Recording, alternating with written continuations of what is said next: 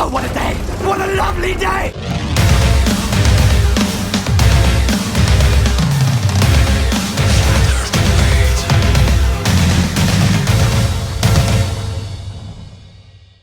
Welcome to Flat Earth Debate, Uncut and After Show. I'm your host, Nathan Oakley, and if you are new to this channel, or you've not done so already, then be sure to subscribe, hit the bell notification icon and join button if you'd like to become a Nathan Oakley 1980 channel member and keep up to date with the Flat Earth Debate. If you'd like to support the channel, there is a super chat that runs alongside each of these shows while they premiere. There's also a PayPal, Patreon and crypto link in the info box below the video. If you'd like to join these shows when they are broadcast live on a Friday, so yesterday for those of you watching on Nathan Oakley 1980, then click the link in the info box below the video and subscribe to my second channel, which is Nathan Oakley. That is where these shows go out live, albeit temporarily, on a Friday. So once the show is finished on a Friday, it gets switched off so that the majority of you can watch it on the Nathan Oakley 1980 channel on the Saturday. So if you did want to watch live, subscribe to my second channel, Nathan Oakley, link in the info box below the video. Now, speaking of Patreons, I'm going to do a quick shout out to all of you who do support me on Patreon. So a massive shout out of appreciation to Abraham Mohammed, Adam, Adrian Quintana, Alistair Main, Blue Ridge Ranger, Burn Fat Till My Stomach Is As Flat As the Earth, Chow Young Cat, Dank, Dave Rakia Gaffer, David Robinson, David Wayne Foster, Daz Studio 68, Edwin Johnson, Owen Jennisons, Felix Hung, Fireball X, God Rockin, Henrik 86, Joshua Balsimo, Kirsten Smith, Liam Nedrick, Life is Short, Maria Neelands, Matt, Missouri Bear, Nagara, Nathan Thompson, Naibai, Qatar Craig, Renee, Rob H, Sally Ballis, Skeptic936, Silver Umbrella, Texas Mike, the FlatEarthChannel.com, The Real Gabster, Tina Baker, Tom Hawkins, Unbelievable Productions, and Windrider. So a massive shout out of appreciation to all of you for supporting me on Patreon. Now, we are joined by a few people in both Discord and G Plus panels, so I'll raise the mic on them and you can enjoy their dulcet tones while I set up for Friday's live show. Yeah, we're finally going to get main surveyor videos on YouTube, and it's this guy, supposedly, according to everybody on YouTube, he's proved that vertical lines aren't parallel, curve of the water. So he's done everything. So it's not perpendicular. He won't. Yeah.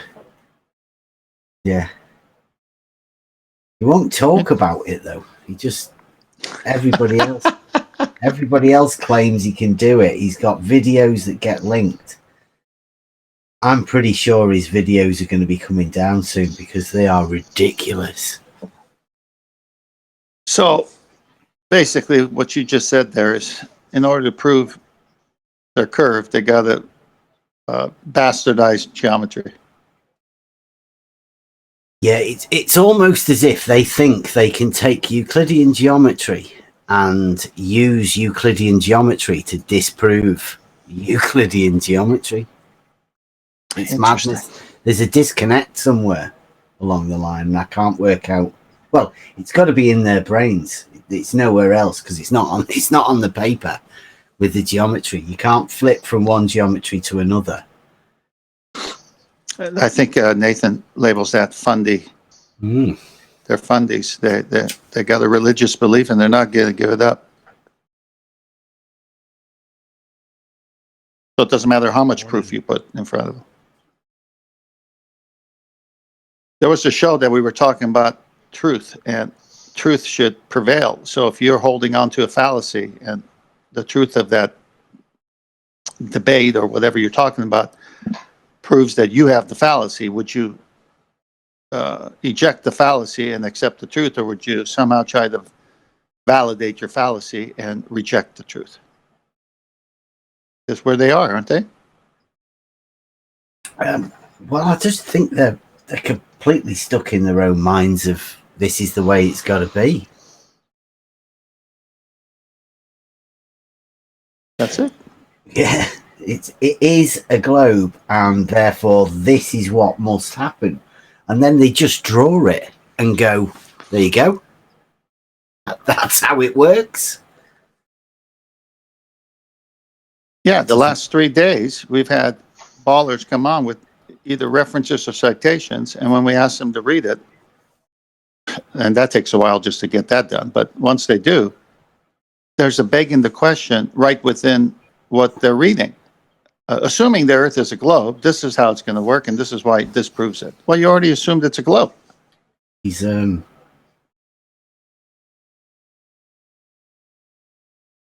this. Oh, she's made a new meme, but it's the Modus Tollens one. Who's this? The teacher. Oh, KC? Can I send it to you in thingy? Because I don't know how to get it over here, right? So this is you can post it in Master B. Okay. That's on my phone. Oh, I see it in Discord, but yeah, you can post that in Master B. Yeah, put it in there. So excuse me. This is what she's just put on, and what the new part of it is, she's added the main surveyor's tag to it. So she's, because I put, it's,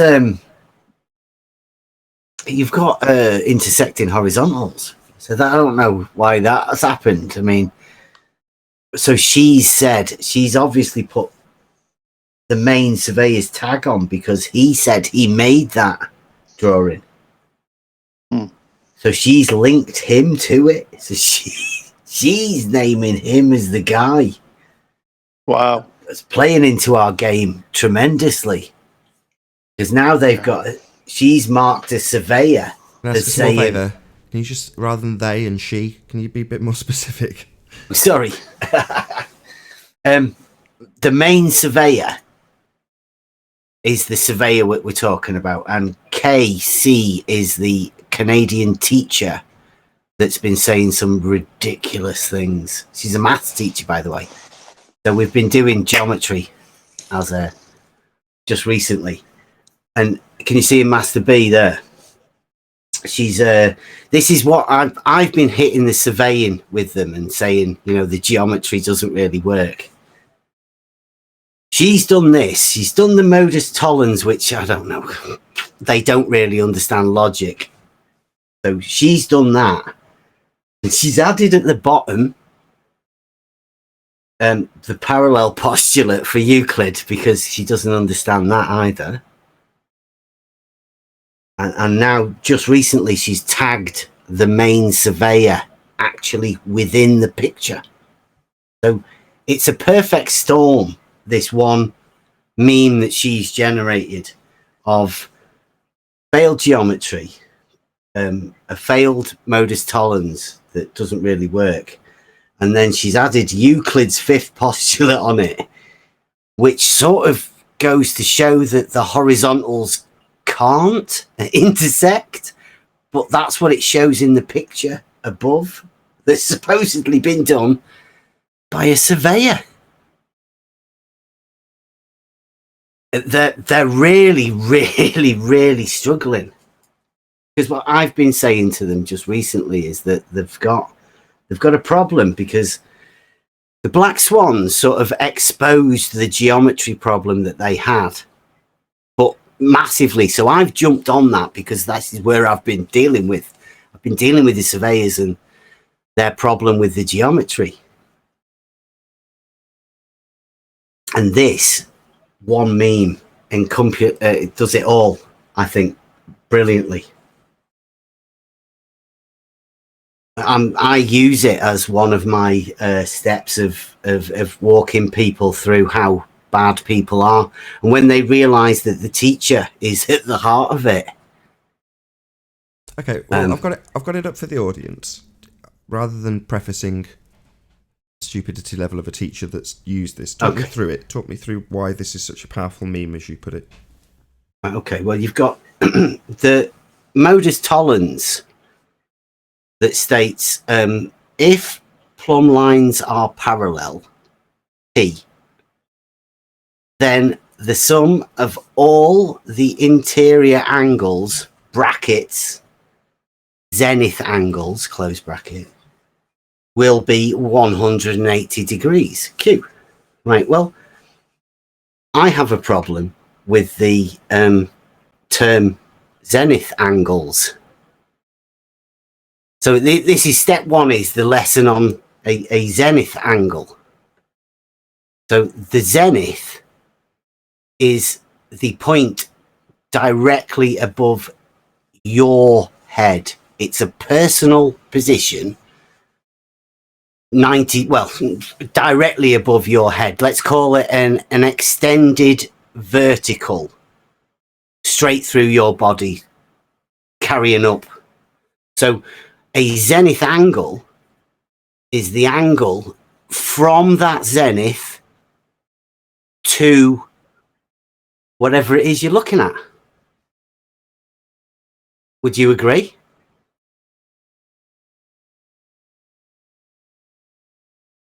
Because was that not rhetorical?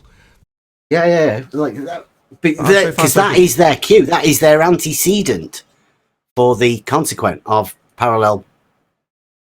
If plumb lines are parallel, P, then the sum of the interior angles, brackets zenith angles, will be 180 degrees. Well, a zenith angle is just the angle from the zenith to whatever you're looking at, isn't it? Yes. Yeah, so the sum of the angles don't necessarily have to be anything, do they? So that's a really bad, flawed consequent. Q. So the modus tollens is like, they don't understand logic. So antecedent consequent relationship, they've got it all badly flawed. Would you agree that I completely agree. You've done a good job. You've exposed the flaw in their logic so far. Very well done. Yeah. Okay, so that we can do away with the rest of the modus tollens because yes, not the premise the premise it's based on is not sound. So yes, okay, you can dispense with the rest of it. Then we'll go to the parallel postulate at the bottom. Euclid's fifth. Well, they call it Euclid's fifth. It's just the parallel, and that states that parallel lines don't intersect. You know, that's basically the problem that the ballers have always had with Euclidean geometry, all based around the parallel postulate, which I think it's Euclidean geometry is perfect for real life applications and everything. The parallel postulate is the postulate that they had a real problem with because it doesn't allow parallel lines to intersect. Do you want to read it out first? Pardon? Read it. Yes, please. Okay. It says here for line segment, but I'm not so sure that's right. If a line intersects two straight lines forming the two interior angles of the same side that sum to less than two right angles, then the two lines, if extended indefinitely, meet on the side of which the angles sum to less than two right angles. It's a bit of a mouthful. I don't understand it. Can you break that down? Right, okay. Can you imagine a H symbol? So imagine that a capital H is two straight lines intersecting another straight line. Okay. So just as a general form. Sure. Right? So for the audience, if I use the two straight lines that run along the side of this modus tollens frame, and then the line that's the bottom edge of around modus tollens, just to give you a rough H on screen. Okay, so we've got a H. So extend that straight line across the middle, so the H is sort of more pronounced, if you will. Now, if you imagine the two interior angles of take the top of the H, the top bit, the two interior angles. Now, if they are both less than 90 degrees, so that you would expect or you would say that those two lines, if they extend, they would touch on that side at which they are less than 180 degrees, and vice versa. If they were larger, then they'd touch on the other side at the bottom. So imagine a H turning into like an A, an extended capital A. The angles would touch at one side. What you're saying is you take a H and you sort of flip it into sort of three-dimensionality so that it's tipping away from you and reaching like a point like an A. So all of that postulate states that is if the angles are less than 180 degrees, then the lines will touch on the side that which the lines are less than 180 degrees. So in other what words, it's sort of saying, without saying it, is that if the lines are 180 degrees, then they would never touch. But the postulate doesn't say that. Well, that's nonsense. That's precisely what it doesn't say. It's saying if you've got a 90-degree angle on the one side, then they're never going to meet. Whereas if the two angles, i.e. this one on the left meeting the one on the right, from the top down to the middle section of the H or the bar of the H, if they're less than 180, then they're going to meet at some point. Yeah, that's what it says. So they call it the parallel postulate, but it isn't the parallel postulate. It's stating the fact that lines will meet if it's less than 180 degrees. So it's fairly straightforward. Okay, cool.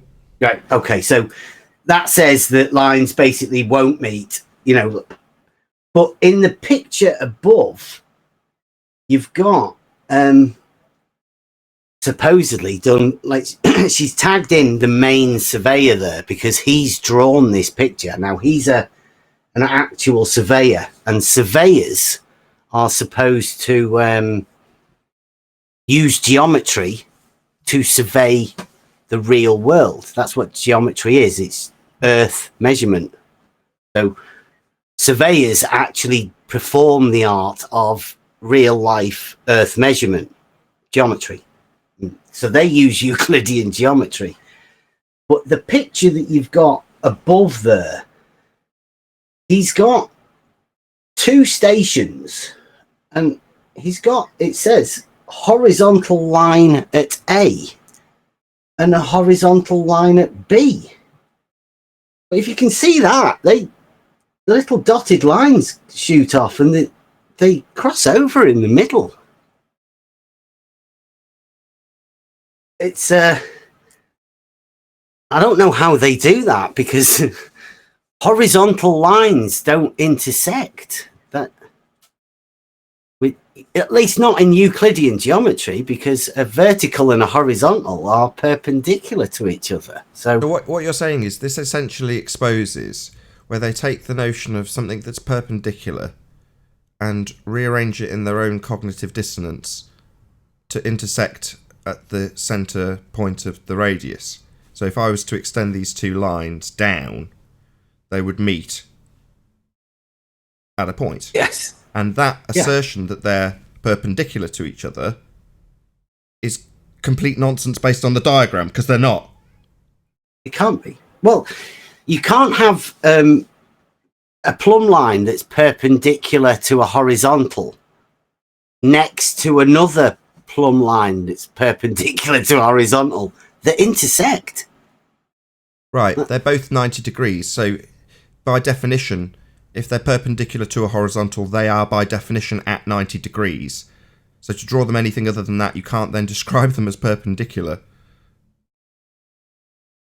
Yes, but I mean, I think it's more fundamental than that, because a vertical and a horizontal are reality terms for geometric lines, aren't they? They are, a plumb line is a reality version of a vertical. Now, you can represent that on a piece of paper, but a vertical is what a plumb line is, and a horizontal is what a level is. They're reality sort of words, aren't they?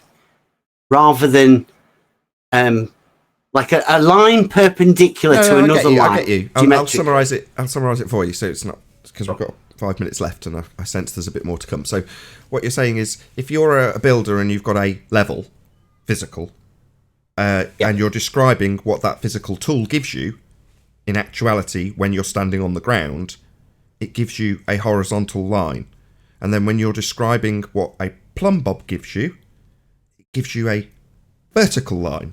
And those are things that you would describe in actuality. It doesn't matter if you draw it from a camera point that's 45 degrees up from the plumb bob. It doesn't change the fact that in reality it's describing a vertical line. Yes, yeah. Yeah, the reality version of a vertical line is supported by a plumb bob and also a level, with, horizontal. But those two tools are completely independent of each other. That require a perpendicular, like the geometry supports the reality, if you will, and Euclidean geometry supports the reality of basically what circles do and what a vertical and a horizontal are in reality. This is where the ballers are going to get really stuck, because they can't make up a reality. Like, we just have to have a reality, which we have. Well, for their reality to exist, they have to do what's done in this diagram. They have to make horizontal, straight, curved. And you can't square that circle. That's not a circle to be squared, because the two are mutually exclusive of each other. So one is not the other. But in their rhetoric, the world and how it presents itself with plumb bobs and levels is flat, and the world that they believe based on their model isn't. So they have to square that circle continually with doublespeak. Yeah, well, I give you it this way. I think this is the easiest way I've managed to sense it. A vertical and a horizontal in reality are a plumb bob and a level, water level, right?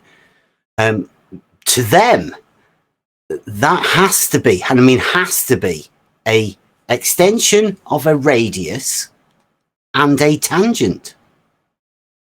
So to them, a horizontal is a tangent to a circle, and a vertical is an extension to the radius.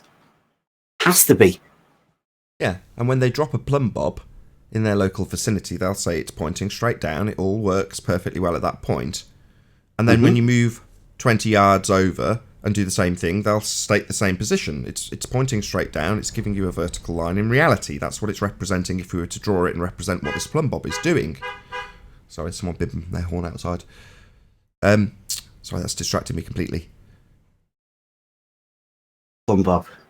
Reality. Yeah, so exactly. So when you move 60 yards over, you'll still, in an isolated circumstance, describe it as providing you with a 90 degree to the horizontal surface that you're standing on, in both circumstances. But as soon as you connect the two, you've no longer got a horizontal line between the two and the 90 degree angle you would actually measure.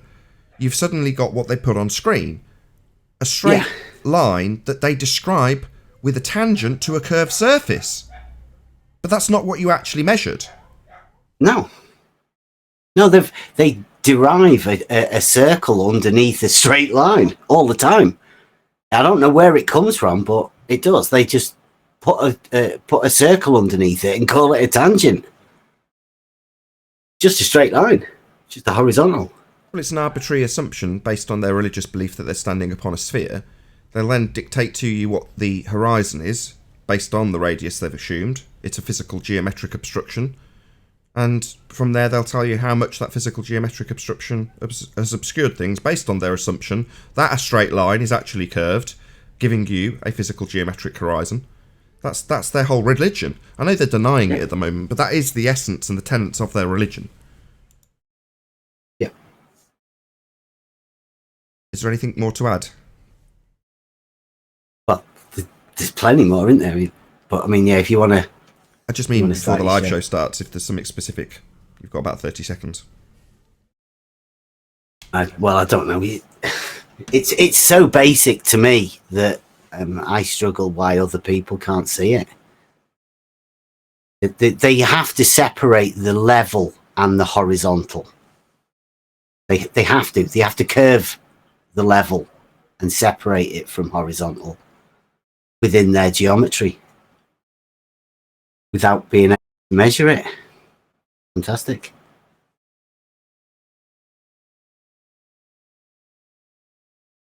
Oh, what a day! What a lovely day!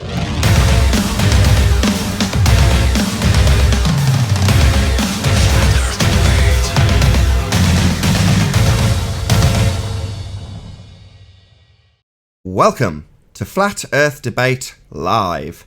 I'm your host, Nathan Oakley, and if you are new to this channel, or you've not done so already, how dare you, then be sure to subscribe and hit the bell notification icon to keep up to date with the Flat Earth Debate. If you'd like to support the channel, there is a super chat that runs alongside each of these shows while they are live. There's also a PayPal, Patreon, and crypto link in the info box below the video. Most importantly, if you'd like to join the discussion, simply mute the page you are currently watching, then click the link in the info box below this video to join the panel and express your views on the nature of Earth.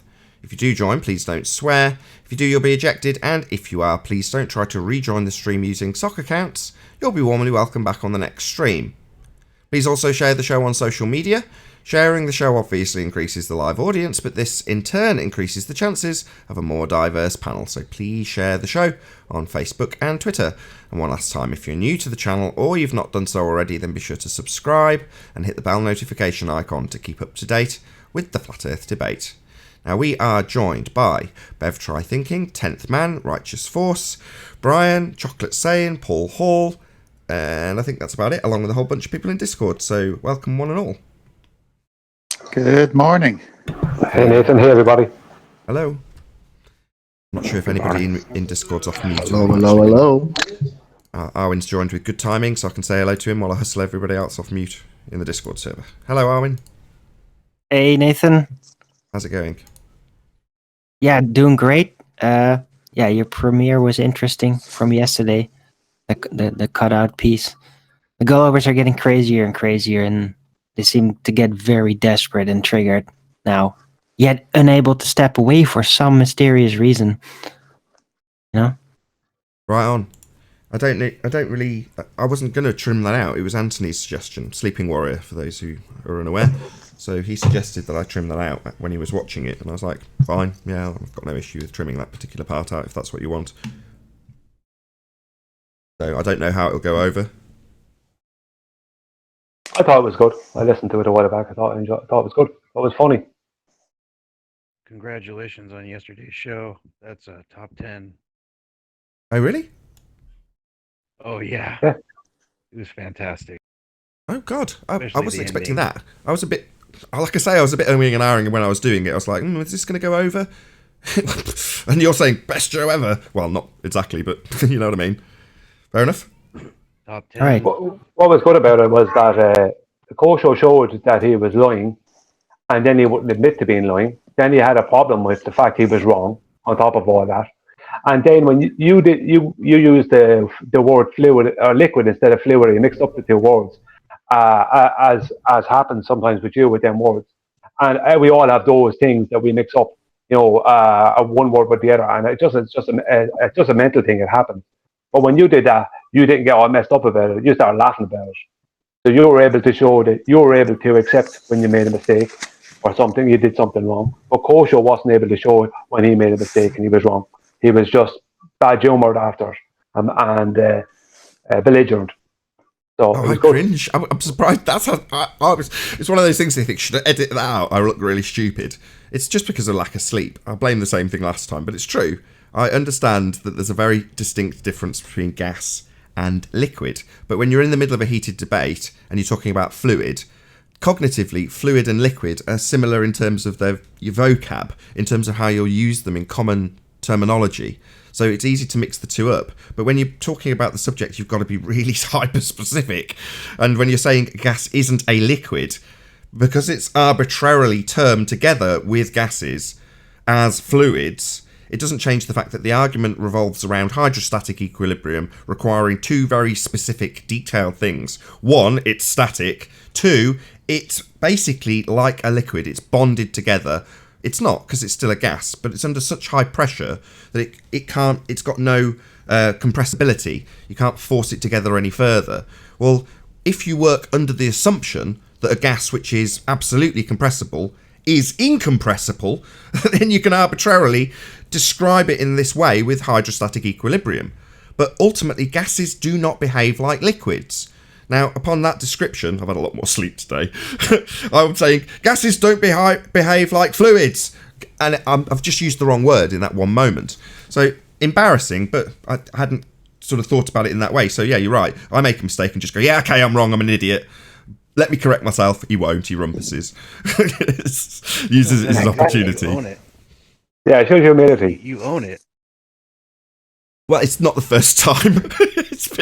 I've messed that up on about half a dozen occasions, and afterwards I read the comments back, and I can see Brian in there going, "Yeah, you mean liquid." It's like, shit, I've done it again. You know what was easy? Because everyone has that problem. Because when I first started thinking of gas as a fluid, I found it difficult as well. But what made it easy was the definition I used. Although QE says it's not 100% correct, the definition that I've seen on Google and a few other places, now QE will correct me, is that gases and fluids, or gases, there I go again, I go with it, gases and liquids would both fill any shape of a container. So that made it easy to make them both fluids. But when it's a natural thing, when you think about the word fluid, you're thinking of a liquid. It's just a natural thing because gases don't. Right. Well, is a fluid even a thing, a state, or is that just a misinterpretation because of the general it's use? Definitely no. Well, I don't think it's just gases and liquids are fluid. They are not a fluid; they are fluid. I think it should be more like that.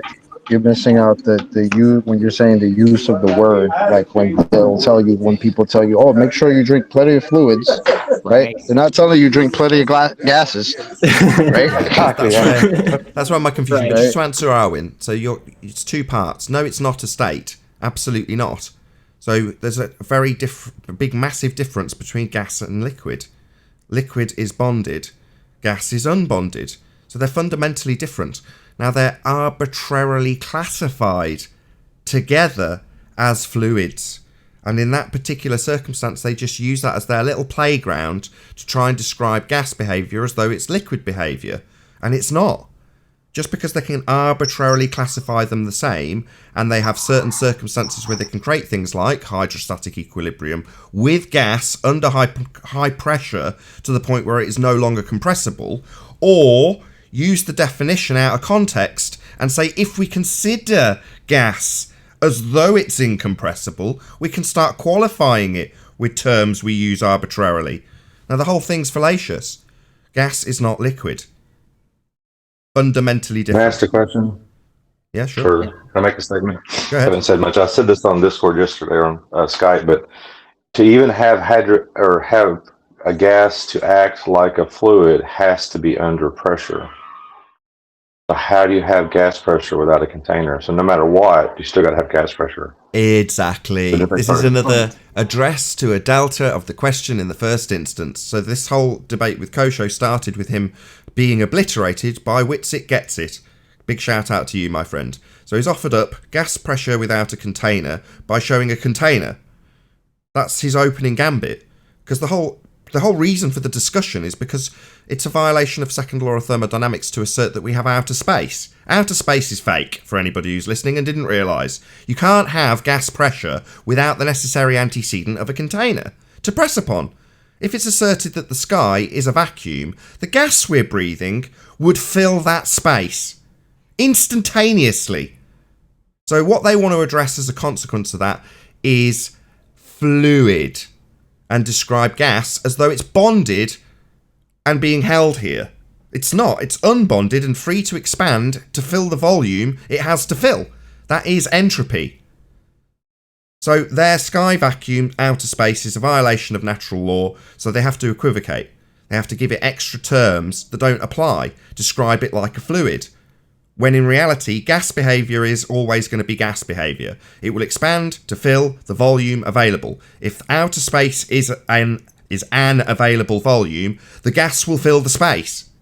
It doesn't, therefore the sky vacuum doesn't exist. It's not real. That's a big problem for your fundy belief in a sky vacuum. You don't have one. And that's a big problem if every photo ever taken of your claim of a sphere Earth is taken from a place that doesn't exist, because it defies natural law. If it existed, we wouldn't be breathing. So yeah, they equivocate, they use false analogies, false equivalence, fallacy, and describe gas as though it's a liquid. It isn't. It doesn't have bonds.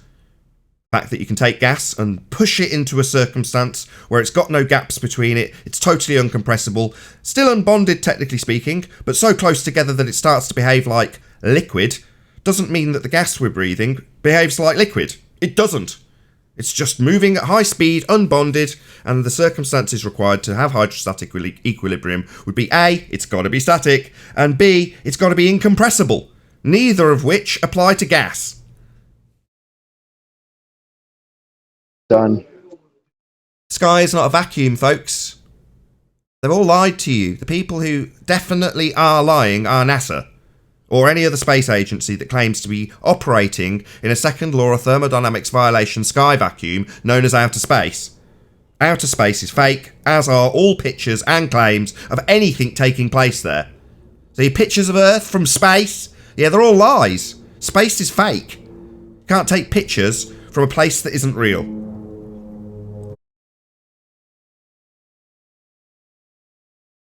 Before we move on to this, before we move on from this point, I want to give a shout out to Brian. Just in yesterday's show, when it started to basically become like a herd of cats, like trying to herd cats, everybody started talking at once. Brian chimed in and brought it right back on topic, and basically, then Kosho felt like he had to interrupt it, obviously. But so yeah, Kosho, yeah, in the end, obviously got annihilated by Huey, and then also he spent all last night in the 24/7 Discord getting his ass kicked by Wits It Gets It. And everybody Thank else, you. like 6 hours straight. Thanks for that. They're going to Yeah, rinse and repeat mode. Oh no, I've been smashed. Quick, go somewhere else and repeat it at nausea. Yeah. Meanwhile, Straight. the comments kept pouring in on Nathan's show as a positive show. Right, go on, chocolate first, and then 10th.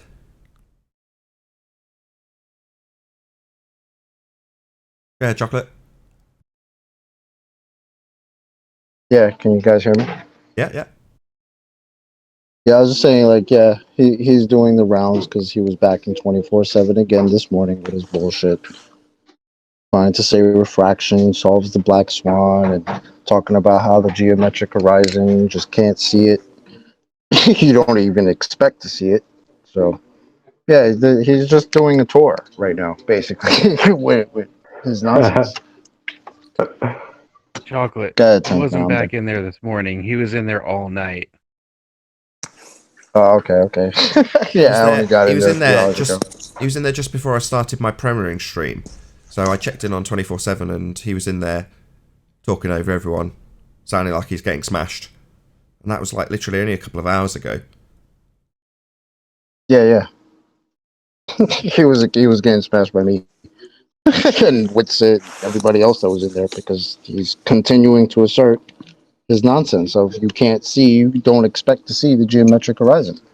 Saying that everything is refracted, the horizon that we see is refracted, and somehow we can base actual geometry from that. We'll come on to that. So Itzik Carmona was in my premiering stream chat and mentioned that Simon Dan had done a response to the Black Swan. Now I regularly search for rebuttals to exactly that, and I haven't seen it. So I'm not subscribed to him. To be honest, I ran out of time and didn't get the opportunity to actually go from the premiering stream to setting up this show and look for Simon Dan, although that was in the back of my mind the whole time. Have any of you seen Simon Dan's response to the Black Swan? I already know what it is, but have any of you seen it? No, I haven't seen it. The first hour of it. It's the same response. So shout out to Itzik Carmona, subscribe today. He explained that he's just stuck a straw in some water. So he's showing an effect of a transition change, Snell's law, refractive effects. So his argument is the same as all of the rest of them. The horizon is refracted. So if the horizon is refracted, it's not geometric. Now they'll then spew into a description of how what we see is an apparent horizon, this redundant term. All horizons are apparent. The geometric horizon in the globe model is apparent based on height. It's also obviously apparent because the sky doesn't actually meet the ground. It's the apparent position where the sky meets the ground. That's the definition of a horizon. Therefore, saying the apparent position where the sky meets the ground is completely redundant. But they use this word apparent to give them a second horizon, the one that's refracted, a refracted horizon. So this is a response to who we were just talking about a moment ago before we were talking about Simon Dan. Was it Kosho who's doing the rounds with the same refracted? Go on. Yeah, Kosho. Kosho. Oh, I haven't forgotten you, by the way, 10th man. We'll come back to you about the comments. So Simon Dan's response is the same. The horizon we see is refracted. Therefore, it's not the geometric horizon in the model. Well, let's just give him the same response as everybody else has had. Simon Dan. We only have one horizon. The horizon on screen now is that horizon. Now, if you were to assert that that horizon is refracted, it's not geometric. Now, if it's not geometric, it's not the one in your model. And we don't have two horizons.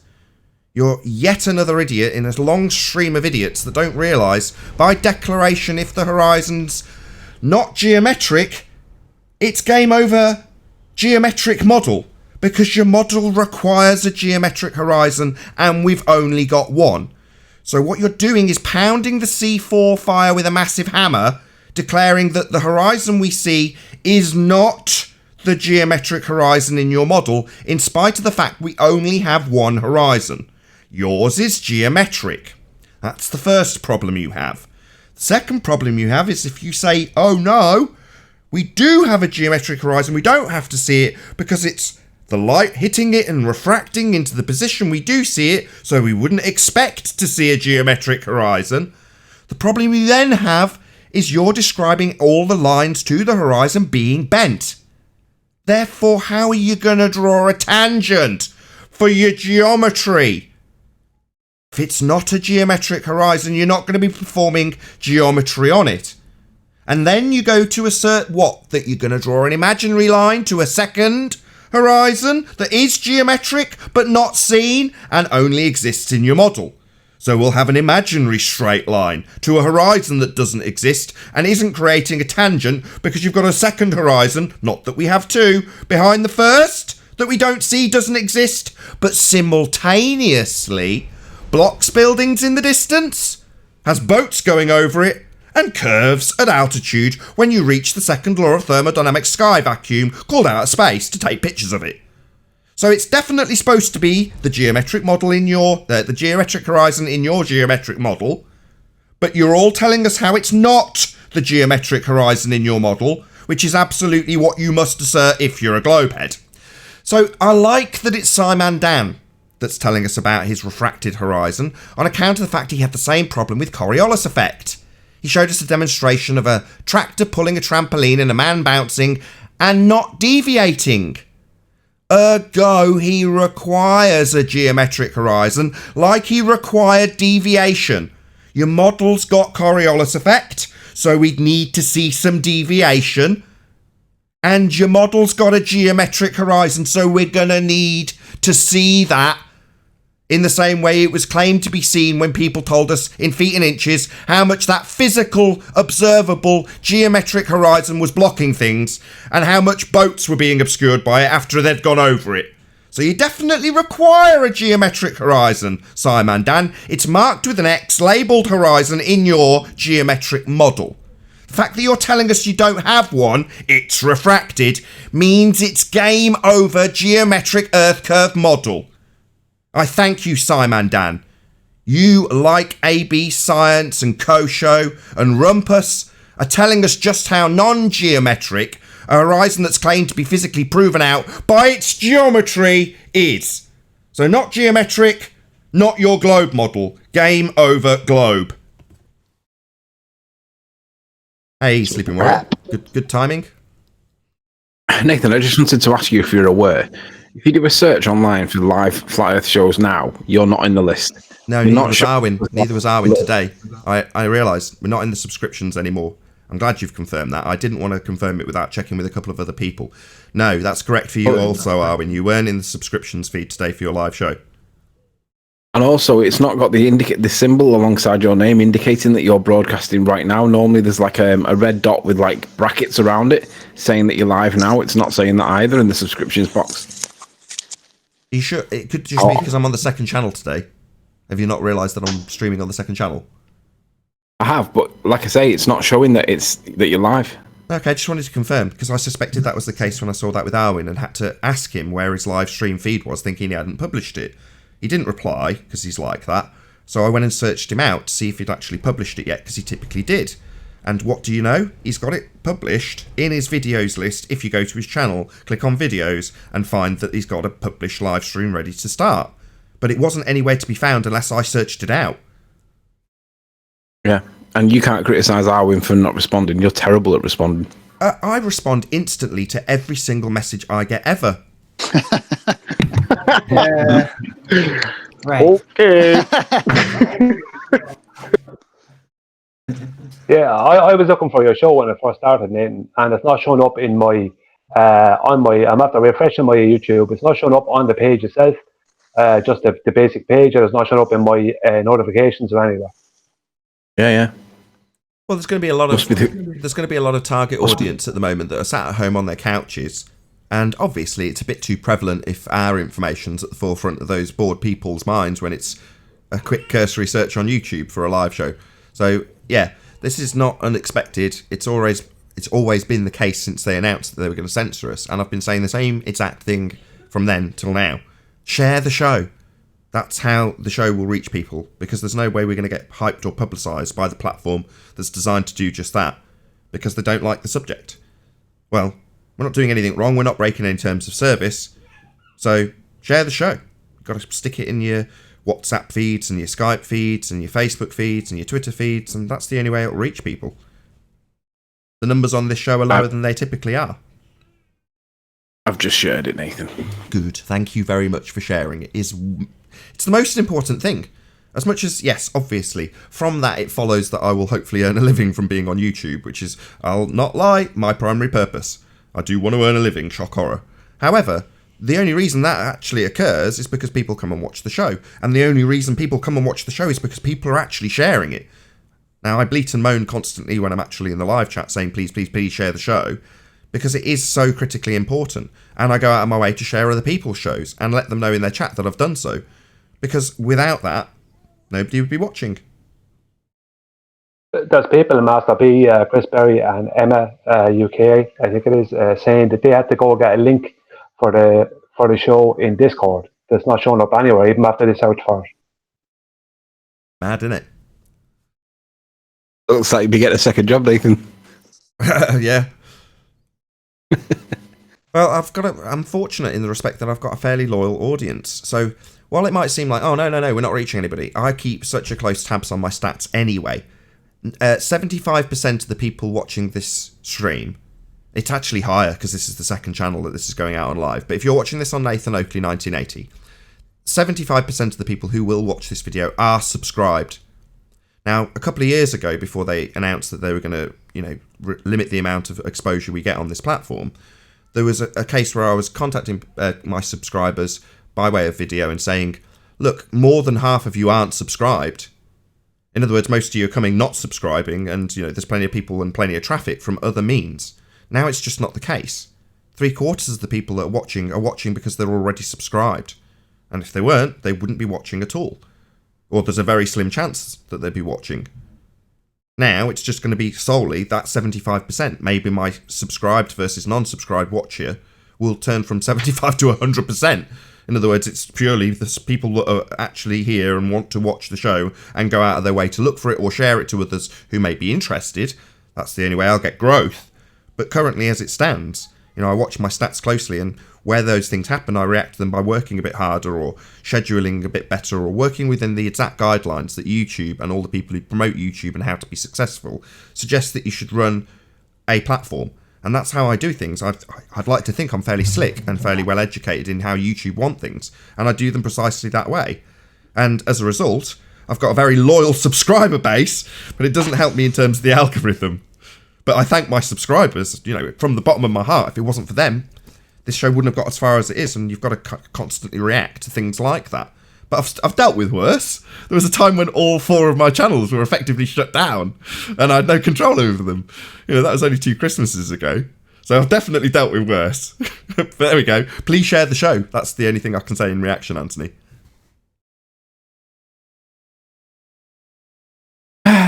So, did you finish housekeeping? Didn't even do it. Oh! If there's a subject that All comes right, up... though, because I think our house is pretty clean. We don't have any geometric horizons running around, no Coriolis running around, no gas pressure without a container. I think the house is pretty clean. I've got to give a shout out to Roxanne, the globalist. She's putting the hours in at the minute, doing loads of live streaming on this topic of the corona flu. If you haven't checked her out, go and check her out. She's doing lots of conversations about lots of people across different parts of the plane. It's very interesting. Yeah, it's getting nice and weird, isn't it? Yeah. It's definitely not to do with the flu, is it? It's definitely to do with other things. I completely forgot to shout her out. I don't know why. I did watch Roxanne's stream. Like, the last 2 days was pretty good. Forgot. Yep. Okay, so this is a perfect example. I had no idea who Roxanne was until Anthony shared her material with me. And he shared it with me and was saying, people don't know who she is. And I was like, I didn't know who she was. And she's somebody who is making material, good material, about this subject, absolutely right up my street. I had no idea who she was. She wasn't being shared with me. She wasn't being promoted to me. She's literally in the same arena as me. Now, bearing in mind that one of the things they suggest as a YouTuber you should do is collaborate with people in the same area as you. And typically, if you're watching a car video, another typical car reviewer will be listed next to them in the suggested fields. But for me, even when I'm watching and monitoring my own streams, the suggested videos weren't her. And it's probably the same vice versa, unless you subscribe to me. Yeah, I see people sharing their screen and they're subscribed and they've got me in their suggested videos. But for anybody who's not subscribed, me to Roxanne or vice versa, she's not going to presumably know about me. Maybe she did. Maybe my videos are cluttering at hers for her subscription feeds. But I didn't find out who she was until Anthony, Sleeping Warrior, shared her with me. Shared her material. Just in case you're not aware, guys, I've just uploaded a video about Coriolis and the lack of Earth turn. Basically, if planes are in the air longer than bullets, and bullets don't have enough time in the air for it to demonstrate enough Earth turn, then planes have got to, right? Well, if they're flying east or west and they're going faster or slower, then Earth might be turning, but the flight times are all the same. Well, if the flight times are the same, the distance traversed must be different if you're on a sphere.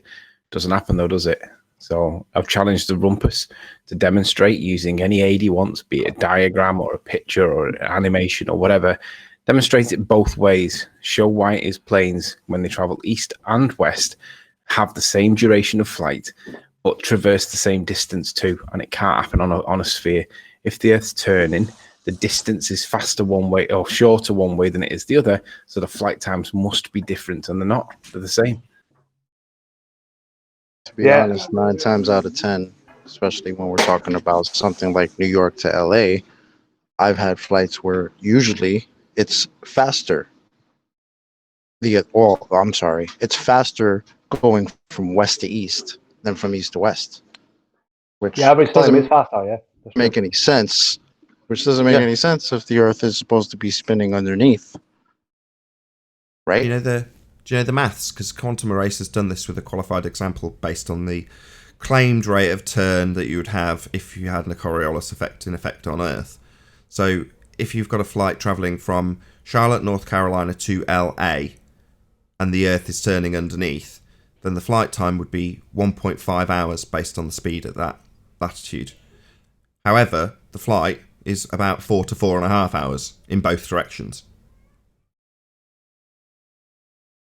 So there is no Earth turn. Let's just conclude it. So there is no Earth turning underneath. Flight times are not reduced. Nope. Bob Nodell, actually, you know the way the Globers are always saying that he proved Earth turn? Well, the same gyroscope that he supposedly saw, him or whoever, saw 15 degree an hour drifting, as we all know, this is an old thing, that they use them in airplanes. And the Earth is not turning under the airplanes. So, in a way, Bob Nodell proved that the Earth is not turning. You know what I mean? And although it's not proof, but the ballers are always saying that it's proof that he proved the Earth to be turning. The airplane isn't. No. He didn't disprove it was turning. It's the logic that's used to assert that it is that falls apart. So it's a formal logical fallacy called affirming the consequent. If the Earth is turning, then we will observe a deviation in a gyroscope or pendulum. We observe deviation in the gyroscope, therefore the Earth is turning. Well, that's affirming the consequent. The one doesn't necessarily follow the other. The way it's broken down, and it was broken down by me, after being given a very concise logical consistency argument from Quantum Eraser, which I was educated in, understood, and then went and challenged him on, was to say that if the gyroscope demonstrates a deviation because Earth rotates underneath. Now I'm going to stop this explanation of the logic to explain the assertion of the gyroscope. So the gyroscope is a demonstration of Coriolis effect. You have two reference frames. The reference frame that the gyro spins in, and it's not going to move from that. That's the whole point of a gyroscope. It's just spinning and spinning and spinning and spinning in one reference frame, not deviating. The cradle it sits in, which is attached to, claimed to be, an Earth that spins underneath the inertial reference frame, which is what the gyro is spinning in. Because you have a non-inertial, spinning, turning reference frame underneath, the gyro demonstrates a deviation. That is the claim. And that claim was claimed to be proven by Bob Nodell. It wasn't actually his gyro. It's not the point. He was the one on TV saying, yes, this is how it works. If we see this deviation, then Earth must be turning underneath. No, that's a formal logical fallacy. Anyway, I get to my point. That's a demonstration of Coriolis effect. It's supposed to, or claimed to, demonstrate Earth turning underneath the fixed frame of the gyro in the inertial reference frame. Well, if you are leaving the non-inertial spinning reference frame, like a bullet or a ball, as claimed by Neil deGrasse Tyson, then once the ball leaves the non-inertial spinning reference frame of a spinning Earth, then Earth turns underneath the ball, Earth turns underneath the bullet, Earth turns underneath the gyroscope, Earth turns underneath the pendulum. So they're demonstrations of Coriolis effect. Earth turning underneath. And if Earth turns underneath a bullet, ball, gyroscope or pendulum, then it also rotates underneath, long list, planes, actually turns underneath balls that you actually throw, helicopters, drones, anything if you jump up and down, anything that leaves the non-inertial spinning reference frame would have the Earth turn underneath. And your flight from Charlotte, North Carolina, that takes 4 to 4.5 hours when it's travelling towards LA, would take 1.5 hours because Earth's turning underneath, like it's claimed to do under the gyro at 15 degrees an hour. So if you've got Coriolis effect, this is where you can formulate it into modus tollens, you must have deviation underneath a plane. The Earth must turn, not deviation, underneath a plane. Earth does not turn under a plane, therefore you don't have Coriolis effect. And Coriolis effect is the claim proof Earth spins. So back to Simon Dan. Their response to this is to demonstrate why it doesn't deviate. Enter Simon Dan with a man bouncing up and down while being pulled by a tractor, and he goes, look, no deviation. You're like, you complete idiot. You're supposed to be claiming Earth does have a demonstrable Coriolis deviation from the ground if you're watching something leave the non-inertial spinning reference frame, like the man on the trampoline. So that, if it's supposed to be analogous to a proof of Earth spin, should show deviation. But they're so stupid as they think they need to then justify why there isn't deviation with stupidity like the assertion that the Earth and atmosphere travel as one. Again, by using the analogy we started with when detailing Kosho and his pathetic attempt to use a false equivalence fallacy to describe gas behaviour, unbonded, freely moving in all directions, most importantly unbonded, not attached. Well, they describe the atmosphere like it's attached, travelling along with the spinning Earth, and therefore you don't see deviation. It's like the whole point of Coriolis effect is to prove you do see deviation. The gyroscope's showing you do, according to your claim that the gyro shows 15 degree an hour turn of the Earth underneath it. Well, if it turns under a gyro, it turns under a drone. It turns under a plane. And you have reduced flight times when you're travelling west. You don't, because Earth isn't turning. That doesn't mean you fundies have suddenly got to justify why you don't see deviation like Simon Dan did, complete idiots. Same as they're doing now with the horizon, justify why it's not geometric. Complete boneheads, the lot of them. Yeah, it's a handy little modus tollens. It's if the Earth is turning underneath the fiber optic gyroscope P, then it also will be turning underneath the airplane Q. It's not turning underneath the airplane Q, so it's not turning underneath the fiber optic gyroscope P. Exactly. That was much more concise than mine. Perfect. Thanks. Well, I would start it with a slightly different part, though. If the gyroscope is claimed to prove Earth is turning underneath, then you'll experience the turn of the Earth underneath a plane. You do not experience the turn of the Earth underneath a plane. Therefore, the gyroscope does not prove that Earth is turning. Yep, that's better again. Boom! Take that, you fundies. Cry it out later. Yeah, I actually said it to a guy. I can't remember who it was. Someone in one of the comment section. I think it was underneath one of your videos. And the other day they were throwing out this whole Bob Nodell proved out rotation kind of stuff. And I said that to him. But if it doesn't rotate underneath the airplane that the gyroscope is in, then it's not rotating underneath the gyroscope. And that was the end of that. A lot of rubbish comments afterwards. But that was the end of the argument. I'm actually hearing the Globers changing the rhetoric. They're saying that it's not rotating underneath an airplane, but the centrifugal force is causing the objects to be lighter or heavier according to the direction of the spin. Yeah, the fiber optic gyroscope works off a light. Hold on. Sorry, Nathan. Yeah. I was just going to say, that doesn't matter, because their claim is that we experience Coriolis effect.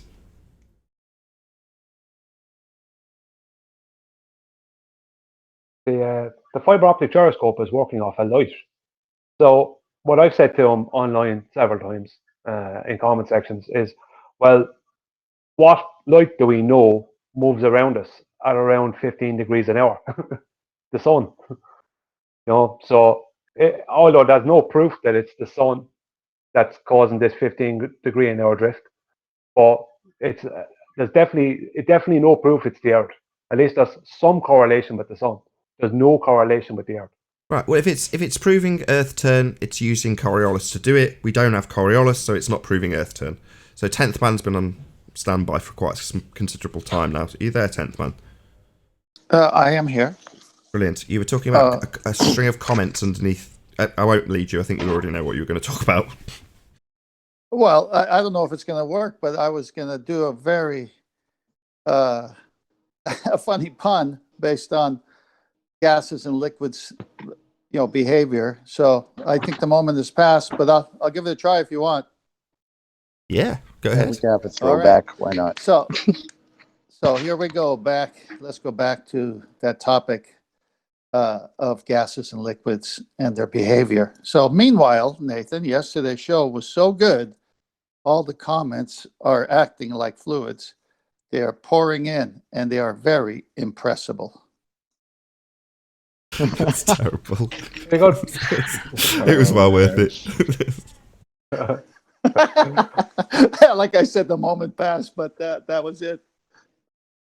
Not too bad though for 15 minutes later. It's because I picked the wrong person, so I typically I try and vaguely keep it fair. So if there's two people that definitely start at the same time, sometimes I'll say 10th man, sometimes I'll say chocolate. In that instance, I just picked chocolate, whereas the pun needed to be the one, it needed to be there and then, right? I said, go ahead, chocolate, ruining your pun. I'm so sorry. It's okay. I'm sorry, Titan. But I did want to throw something else in, going back to the planes and flight time variations. Real quick, I decided to just look up real quick, just doing a random flight. Well, not too random because I've done it before, from JFK to Phoenix. New York to Arizona, east to west, and that flight on this particular airline, one way, nonstop, would be 5 hours 46 minutes.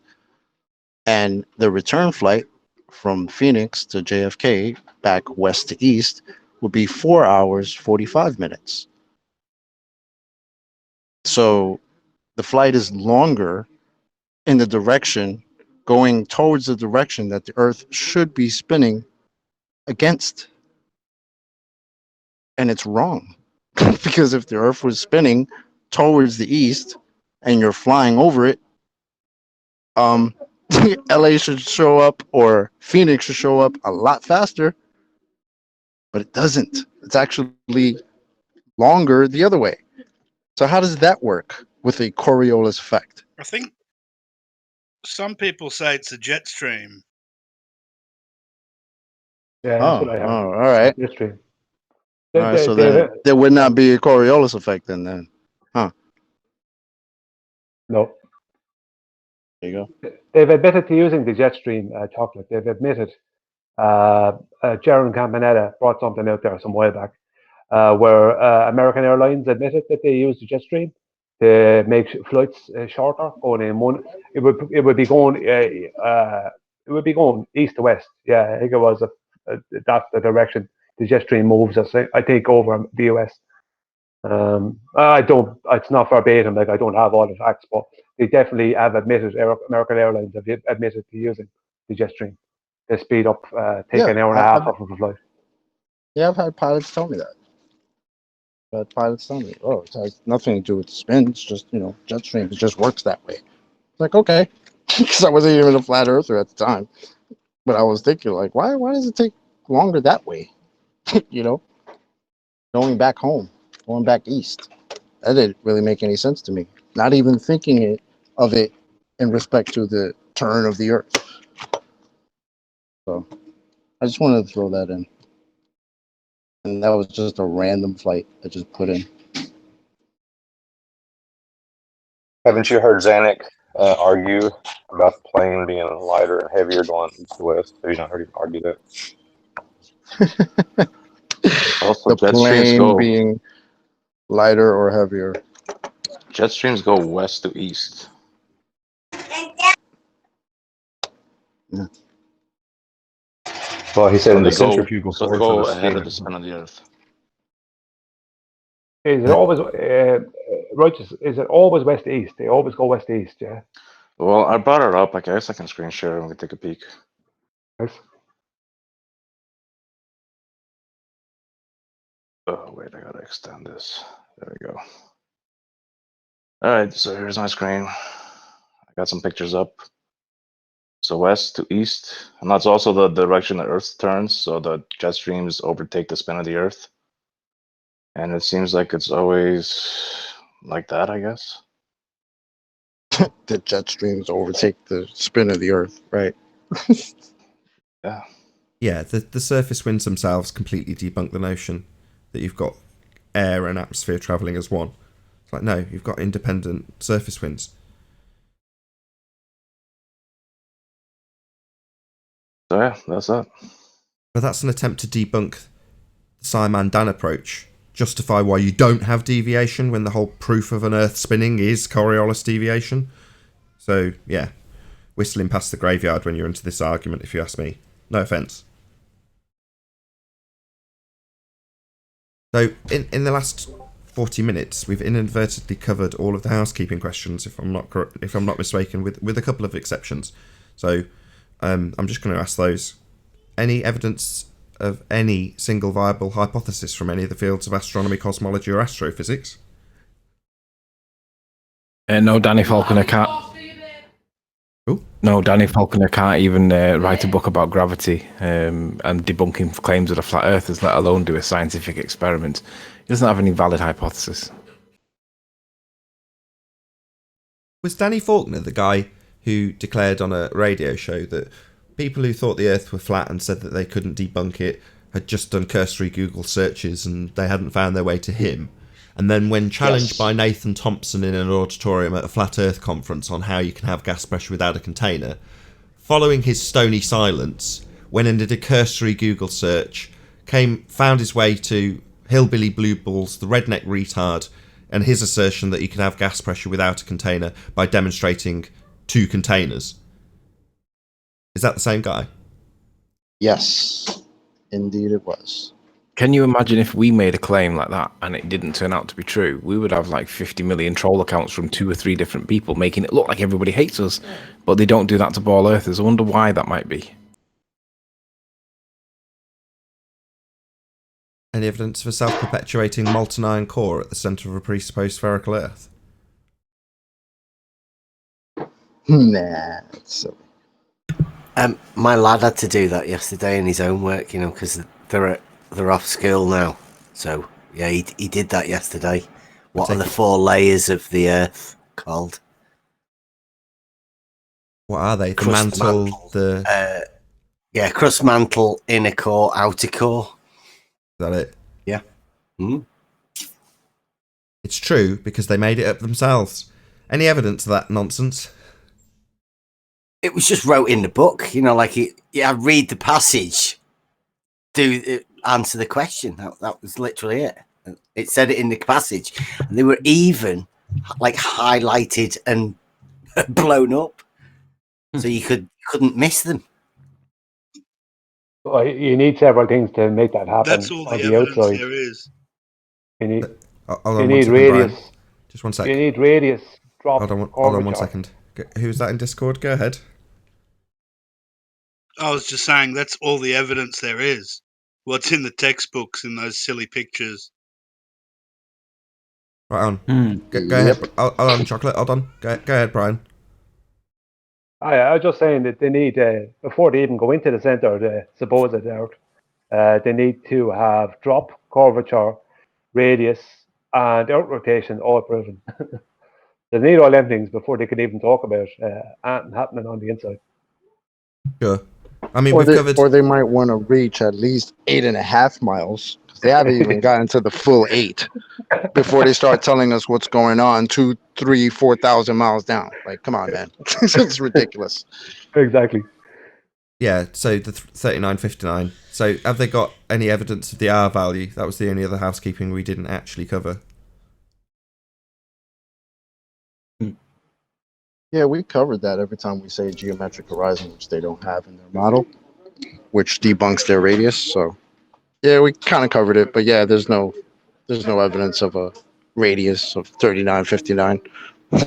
I kind of get it. It's the other way around. It's a bit squirrely, but I know what you're saying. It's the R value that gives them the geometric horizon. So by covering the geometric horizon, we're saying, look, this is necessitated by the R value. That's where that X is marked in the geometric model. It's labelled horizon. Yeah. So yeah, I see what you're saying. But yeah, we hadn't specifically covered it. But like everything else, we've covered sort of just in general discussion. So we covered obviously the second law of thermodynamics violation that is the sky vacuum called outer space. That got extensively covered. You know, how you can have gas pressure without a container. Well, you can't. Outer space is fake. Even re-debunked hydrostatic equilibrium in the middle of that too. So yeah, see my video, hydrostatic equilibrium versus gas law. What else did we cover? We definitely covered the black swan. So we covered Earth curvature in all its guises. Physical geometry. Or the lack thereof. Yeah, the lack thereof. But we're being told, constantly affirmed by the idiots that challenge us on this subject, that don't realise just how many flamethrowers there are in all of these corridors that are associated with the black swan. They tell us just how non-geometric the horizon is. They say it's refracted. So definitely not geometric, because obviously if you've got all bent lines, you're not going to be drawing a tangent to anything. That's why you'd call it an apparent horizon, even though all horizons are, by definition, the apparent position where the sky meets the ground. It doesn't actually meet the ground, that's why it's apparent. But they'll use it to give them a second horizon, the one we see, the refracted one, and then a second horizon that they'll draw an imaginary tangent line to, even though it's not tangent to anything because there's a second horizon above it. It's just like, well, no, we don't see that horizon and we haven't got any straight lines anymore, other than the imaginary ones in your model to the geometric horizon we don't see. But you tell us all again, oh, it's refracted, when it's supposed to be geometric and obstructing things in the difference and qualified with a feet and inches value of how much is obscured by its physicality, that you're telling us with a hand wave, we never see the geometric horizon.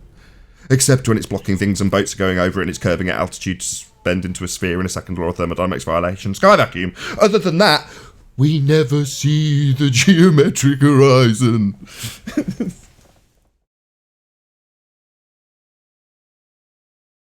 Falls apart on itself, doesn't it, Nathan? It's brilliant. When do you think they'll realise that asserting that it's refracted kills their geometry? When will they figure that out, do you think? So far, we've got Simon Dan, we've got AB Science, we've got Kosho, we've got Rumpus, we've got Brenda. Who else do you think will pile in? Ruhif. Who else will pile in to essentially destroy their own model by declaring they can't perform geometry? Oh, it's definitely not geometric. We don't see that. You'd have to suck out all the atmosphere to actually be able to draw a straight line tangent and perform geometry. So what we've been doing is we do it like this, with this imaginary one. So what? With the second horizon we don't see, you draw an imaginary line on a side-on model that doesn't have perspective in it to an imaginary position that you're saying doesn't exist to tell us that we're on a sphere with a horizon that blocks things and does exist. Wow, that's completely untenable as an argument. You can't tell me just how non-geometric it is when you're drawing a position that's a secondary position to a thing that's described very specifically as being singular, the horizon, and then tell me that that gives you the proof that the horizon's physical? It doesn't. It doesn't make any sense anymore. Nathan, the horizon is defined as the place where the sky and the land appear to meet, right? That would suggest being able to see it, right? Otherwise, it wouldn't appear to be anything. Yeah, right? Like on screen now, right? So, just so I can clarify what you've just said, I'll let you continue. These trees, for instance, yeah, we've got a local topographical horizon. This isn't the geometric horizon. It's reasonable to assume that trees can obscure your view, or your hand could obscure your view. And it appears to be meeting these clouds in the sky. Now, obviously, it's not actually meeting the clouds. It's just apparent. That's what a horizon is. The apparent position where the sky meets the ground. So to say that it's actually, no, the one we're seeing here is an apparent position where the sky meets the ground. We've got a second one we don't see that's geometric in our model, and we're going to draw an imaginary line to it, and then say once we've drawn that imaginary line becomes physical and is actually blocking things. So long as the weather's right. Hey, Nathan. Right. Oh, hold on, Owen. Chocolate, go ahead. So, if they're describing something that we can't see, and the horizon is literally defined as something that we do see, is the geometric horizon a horizon? No. The geometric horizon, when they're qualifying it in their model, is an imaginary, conceptual idea that you can utilise to look at something that's a not actual location, an apparent position, and take what they call geometric consideration. In other words, you can think of it as being real, and then on a given day it might correlate with their bullshit model. But it doesn't mean that the geometric horizon in their model is actually real, and they're all telling us just how non-geometric the horizon is. It's refracted, according to them. So definitely not the geometric horizon in their model. It's supposed to represent reality. It's what they used to tell us, confirmed that we were on a sphere, by showing us just how physical and geometric that horizon was when it blocks stuff. But now they're telling us that it's not real. So no, it's not. That's pretty funny. So maybe we shouldn't even call it the geometric horizon. It should be like the geometric thingy or something. But it's the bullshit imaginary whatchamacallit. horizon if you're a Fear fundy edge. globe head. It's the bullshit imaginary horizon if you're a globy fund head. Or globy Hey. fund head? Fundy globe head. No, but it's the sphere edge. Remember, it's their sphere edge. Yep. Well, Yeah. I think Bev said it early in the pre-show that they can't use logic anymore, and because of that, to your question, Nathan, when will they get this? Well, if they don't use logic, which they're not, and they want to reify the model into reality, when all reality says the model is wrong, the model is not matching reality, there's never going to be a time that they're going to see this. Of course. Self-induced. I see they're Wiggles in self-inducing. chat. Wiggles, why don't you come in here and talk to us about the Black Swan? Wiggles, it's been a while. How you Yeah. been, man? Can I make a small statement first, or rather, like a question? Yeah, So, go ahead. You've got If 60 an you've got 60 apparent- seconds. what? Got 60 seconds. Okay, so if an apparent horizon means that it's an apparent location, does that basically mean that it only appears to be apparent and thus must be actual, according to that logic? Oh, you're saying it's a double negative. I see what you're saying. Well, to find out more about that and potentially speak to Wiggles, then stay tuned if you are watching on the Nathan Oakley 1980 premiering stream, as there will be an after show to follow. Unfortunately, though, if you're watching this live on the Nathan Oakley channel, this is where we bid you farewell. If you are watching on Nathan Oakley 1980 and you did want to watch this show live yesterday, Friday, then you need to be subscribed to the Nathan Oakley channel. There is a link in the info box below this video. A massive, huge, enormous thank you to today's Discord and G Plus panels for making this live show possible. Once again, stay tuned if you're watching on the premiering stream, and I'll see you all in the next video. Oh, what a day! What a lovely day!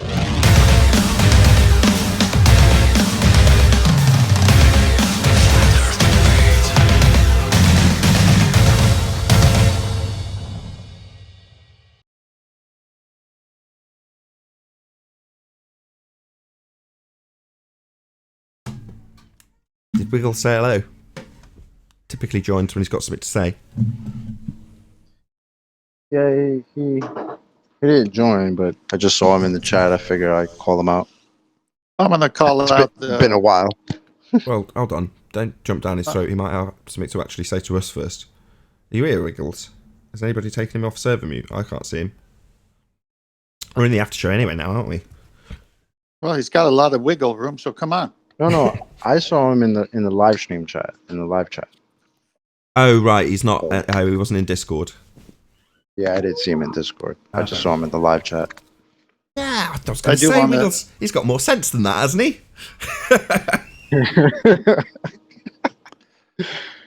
Yeah. So I'd like to address Virus's comment at 7:44 a.m. my time. Nathan has surrounded himself with dumb people to confirm his nonsense. Is that projection? Yeah, it is, yeah. No, I'd say it's jealousy, because they're not as successfully gathering people concerning their nonsense as they want to. Oh wait, that is projection, isn't it? Yeah. Yeah. Hold on, wait. You play both sides You're well. right. I'm so used to disagreeing, even my disagreement confirms your confirmation.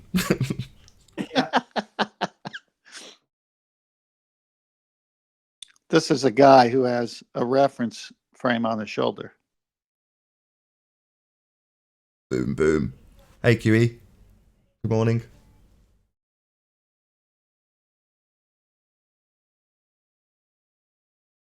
Morning. Morning, QE. Forgot about your Larry Leventhee, or however you say his name, Leventee. How do you say that guy's name? That was a classic. I forgot all about that. Yeah, he's a real globy funhead. Actually, talking of shows, this goes out on Saturday at 2 p.m. on Nathan Oakley 1980. So it's about what time is it? So it will be 3:26 now in the UK, and at 6 p.m. UK time, correct me if I'm wrong, Ballbusters tonight, correct? Ballbusters, Coriolis Effect, and Black Swan. So that's Ballbusters on the Coriolis Effect and Black Swan Quantum Eraser YouTube channel. Be here or be sphere, 6 p.m. UK time, 2 p.m. Central Standard. 1 p.m. US Central. 1 p.m. Oh, okay. My bad. Eastern's the only real U.S. time anyway. So. Eastern's the only real US time. I'm sorry, but California is more Pacific than you are. Yeah, you try to be Pacific with me, man. I am Pacific. I'm Mexico Pacific. Right. Even though they fudged I'm it, oceans better than you. even though they fudged it probably in our recent history, Prime Meridian is here, so we're at 0. That's the main one. Let's be honest. Doesn't matter that it's been arbitrarily assigned to us. We're still the most important. We're at 0. Yeah, that's why you're referred to as Greenwich Mean Time. Just mean, Nathan. Why? Because we're all mean and nasty about it. Oh, ace we are. In fact, that's where we get the word in the clock. You're ticking me off. Oh, man. Come on, bring it. I've run out of puns. Bring it. I was trying. You ran out of puns. Yeah. Should I do a second time? Go ahead. That was a pun. Oh, second time. God damn. That was good. That was classic. Sharp, very sharp. Can I just point out that Wiggles has weaseled his way around answering whether gravity's a force or not for like 15 fucking minutes. Why were you in the chat? Oh, yes, I can see you in the chat with him. He won't answer it. He knows the answer, but he daren't answer it. Oh, yeah. I see you chatting away with him. He's a weasel. They all are. They are. You're right. They all are. Weasels and cockroaches. I actually had a baller troll ask me, how was my dog doing? Is he still with us? And now obviously he doesn't give a shit about my dog. He was hoping that he'd have died. But unfortunately for him, he's sat underneath my feet right now. He's having a good snooze and he's snoring. And he's basically being totally and utterly normal. No meds, no drugs, no nothing. Shout out to the baller trolls that want my dog dead that's not actually dead. Wankers.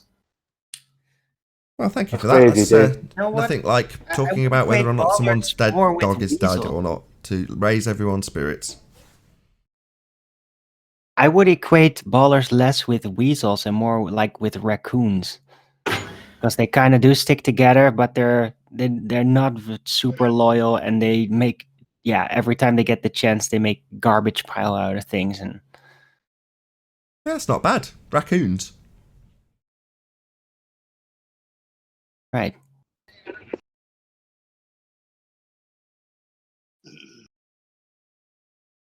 I I can't believe that they'll actually be so small-minded that they actually want Anthony's dog dead. That's just, There's a what cartoon kind of people for are it. they? Go on, sorry, Brian. Go ahead. That's it. I finished. That's all. That's all I had to say. There's a cartoon called The Raccoons. Had Cyril Sneer. Took place in Evergreen Forest. Very happy-go-lucky cartoon from the 80s. Or, I remember that. Or you could use the coon skit from South Park. It's kind of also fits behavioral-wise and all Well, that. he is actually a raccoon, though, isn't he? The coon is a raccoon. He's got like claws and stuff. Superhero, supposedly. Yeah, you've got Captain Mystery or something is the kid that keeps dying and coming back to life. A Mysterion. Mysterio, that's it. He's got like super deep. Whenever you hear Kenny talk, he's like through his hood, and then when he comes Mysterio on, he's like Batman. Like, I am Mysterion.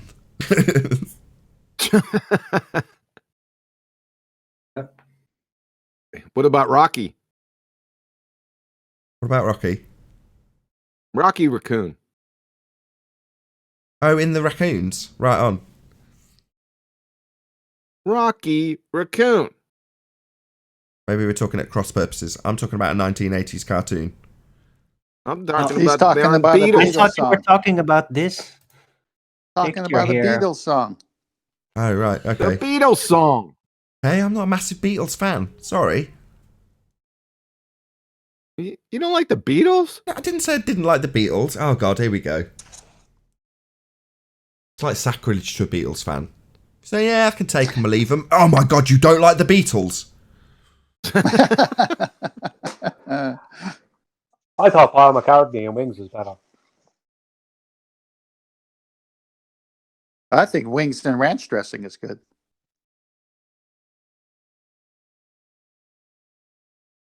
I don't know. You were talking about Rocky, so I thought you meant this.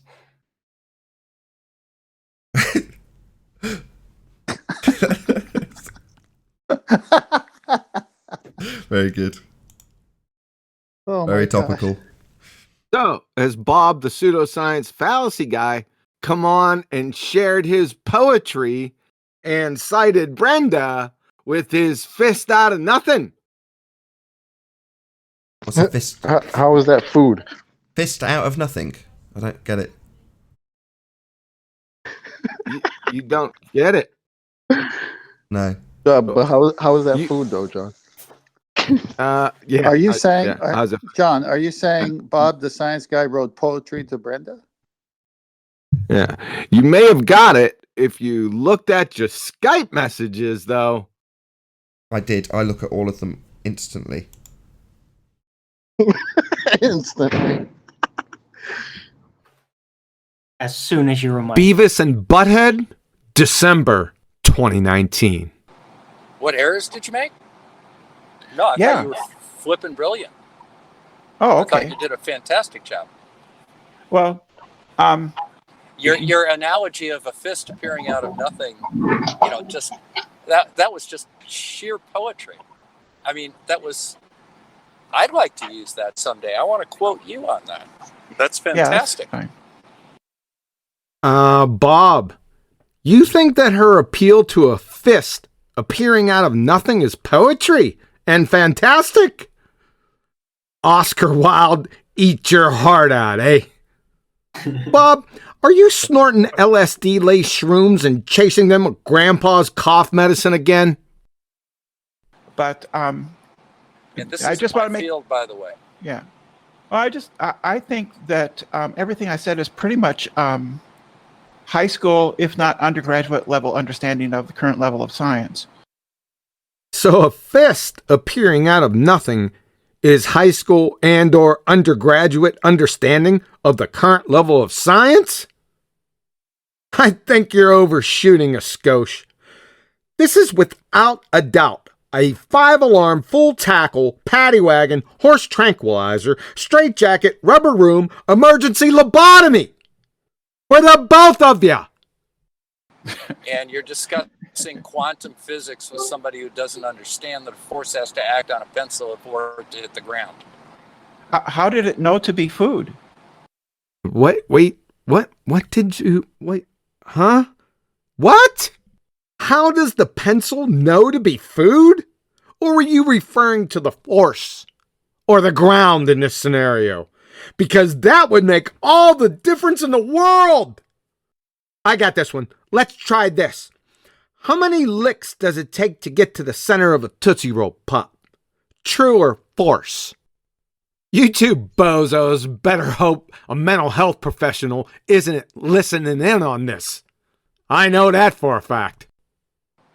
How did it know to be food? What on earth?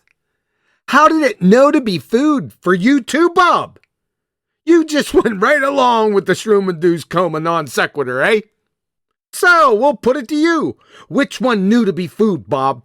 The pencil, force, or the ground? These clowns are insane, man.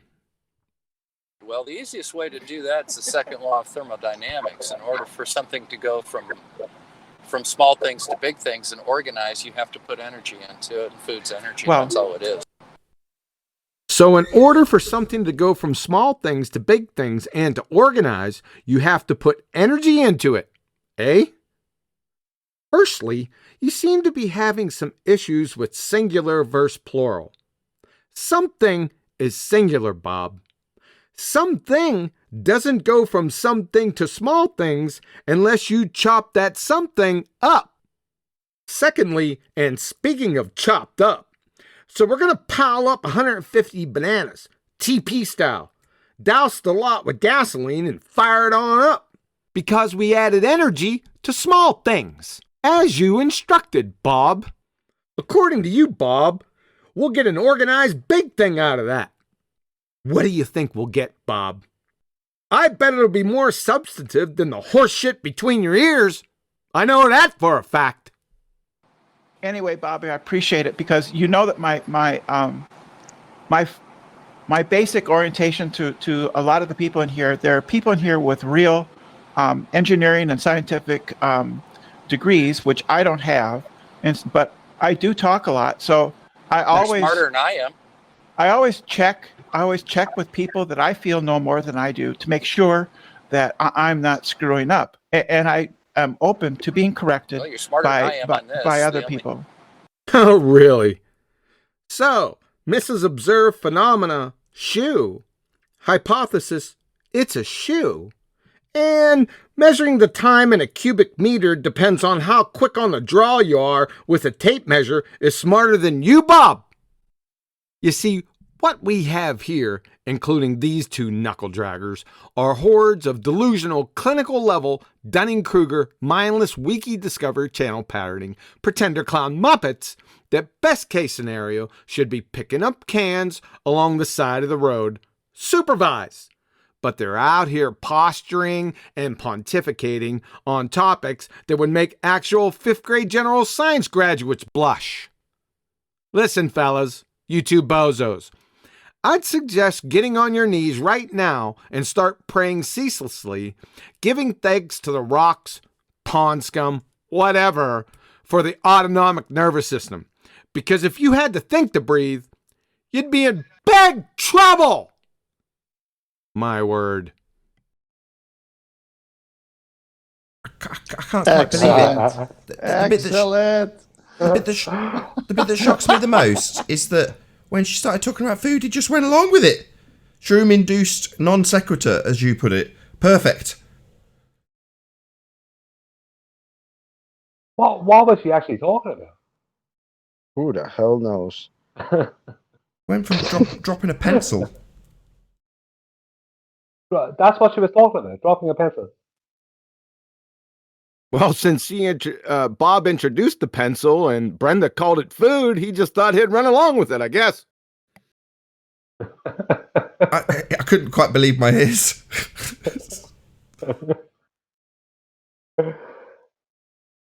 Well, at least we know where he sits on the Brenda scale. Below Brenda. You're a lot smarter Then you than I am wonder on why this they're subject. so. Go on, Jose. Then you wonder why they're so confused, right? Yeah, because that was a conversation between themselves, and I don't even think either of them knew what the hell either of them were saying. Yeah, I agree. It's the circle jerk of the century.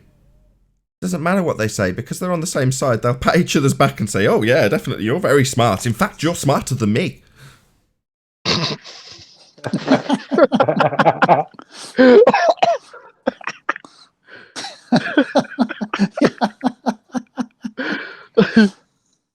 Yeah, Nathan is right. That is so very telling. Yeah, they just go on with any nonsense.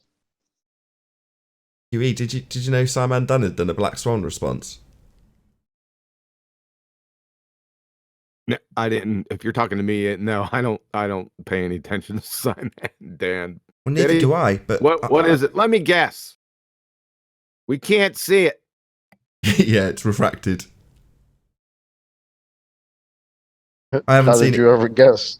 I haven't seen it either. So Itzik Carmona came into my premiering stream with the co-show Trainwreck of Hydrostatic Equilibrium, and he explained that Simon Dunn had done a response. I'm like, really? I'm searching these terms to try and find responses, very specifically going out of my way to look for them. And I haven't come across it. I didn't say that to him, but that's what I thought. And I haven't had an opportunity to actually look for it. But he also explained the premise of the video. He said he stuck a...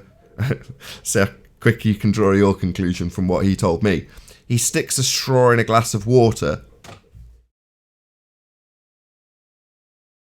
You mean he didn't fix a fence or something? No, he didn't fix any gates, and he didn't demonstrate a lack of Coriolis deviation. He's demonstrating Snell's law with a medium change, and a visual representation of that in the form of a straw in a glass of water. So he's demonstrating refraction and saying that's the explanation for the position of the horizon. Now, I'm extrapolating out from a one-line explanation from Itzik Carmona in my live chat about Simandan's video. I've not even seen it. There might not even be one. He might have made the whole thing up. But I based a bit of trust on him and just went along with it and debunked it based on the assertion that if you stick a straw in a glass of water and assert refraction as an explanation for why the horizon is behind the oil rigs, you're asserting the horizon is refracted, therefore not geometric, therefore we don't have a geometric horizon, therefore you're not doing geometry, and we don't have a second horizon, etc, etc.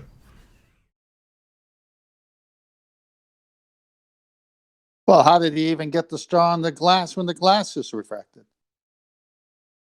I don't know how he managed to put it in. Everything that we see is bent. It's like Kosho saying, the military proves my position. Yeah, like the military shoots at refracted targets to hit actual targets. Give me a break.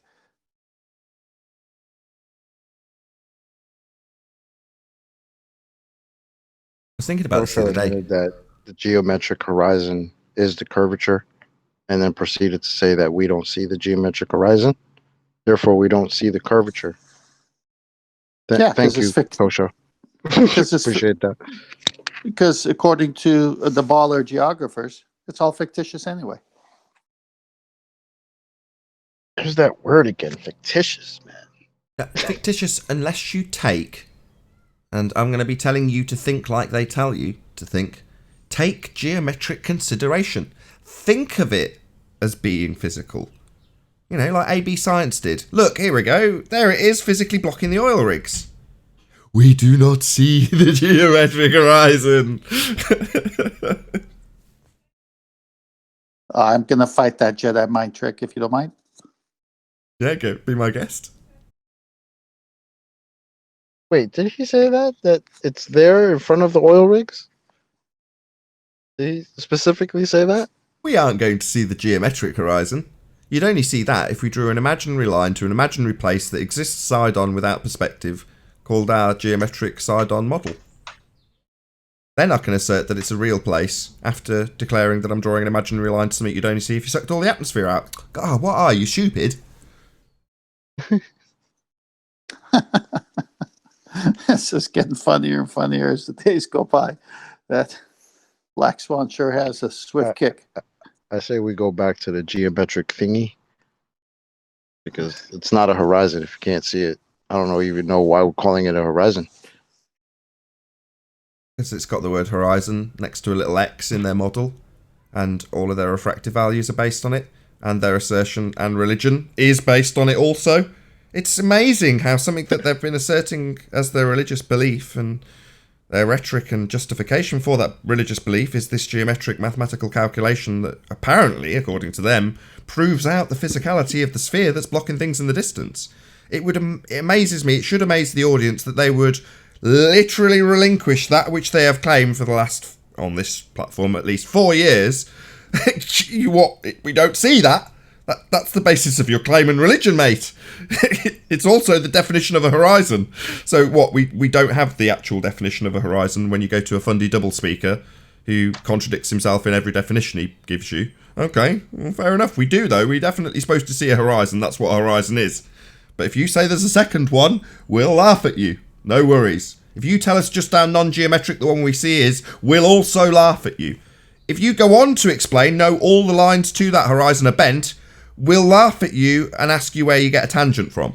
There is no escape from the collapse of the heliocentric geometry. From this point on, it's on fire, collapsed, and there's a mountain of rocks and rubble falling on top of it, while we stand and point and laugh.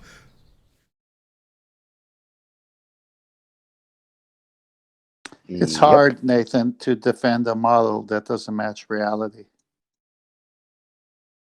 Yeah, the horizon isn't the horizon in our model. Now let me justify why my model doesn't match reality. Because I'm going to later justify just how much this matches reality when something is, conducive with the model. When there's a correlation, then, I'll hand wave the fact that it doesn't match when I've got to justify the fake lines and the fake geometry and the straight lines to the imaginary horizons and the second horizons. All of that stuff goes out the window if the weather's right. Then it'll be physical, then it'll be blocking stuff, and then I won't ever mention the fact that I said we'd never see it unless the atmosphere wasn't there. Then it'll be physical, okay? Because it correlates with my model on that day. What we see in reality with perspective will match a geometric, side profile, non-perspective inclusive model that I've told you will never see the horizon therein. Because it all makes sense if you put it that way.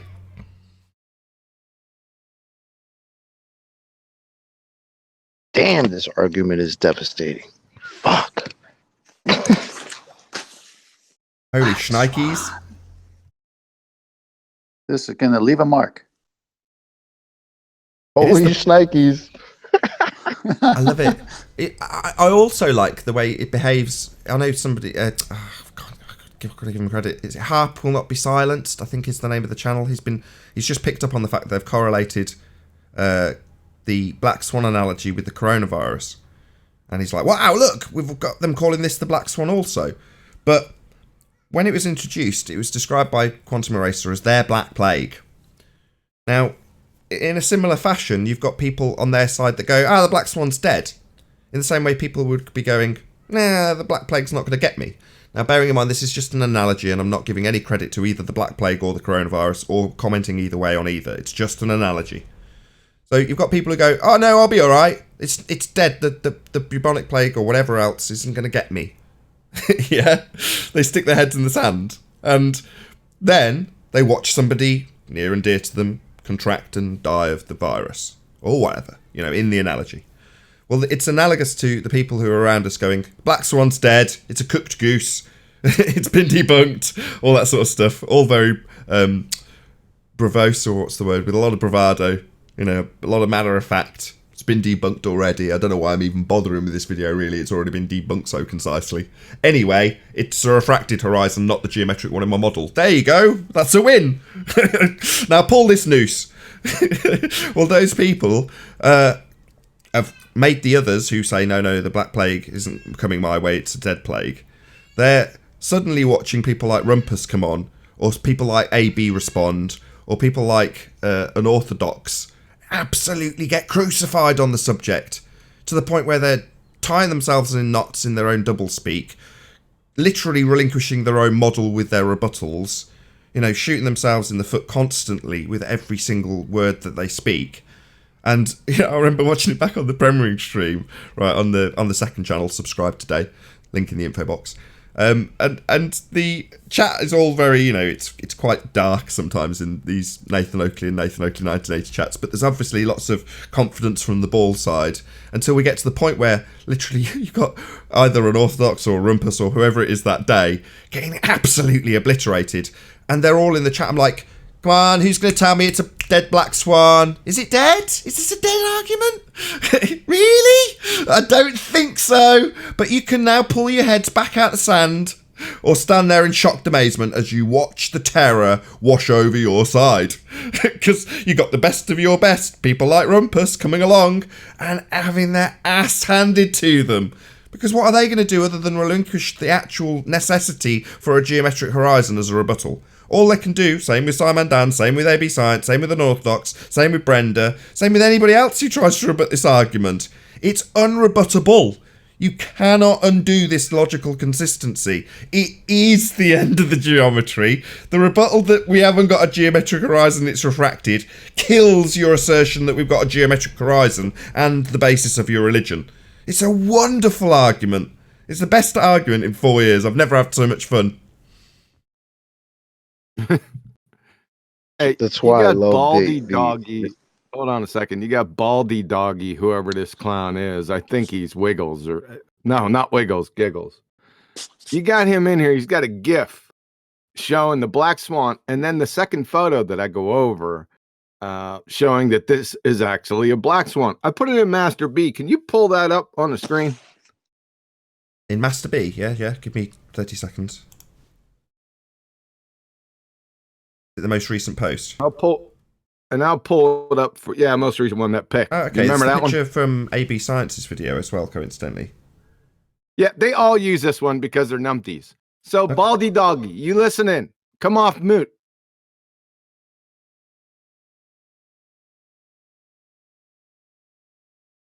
Come off mute, you coward. I'm going to explain this to you.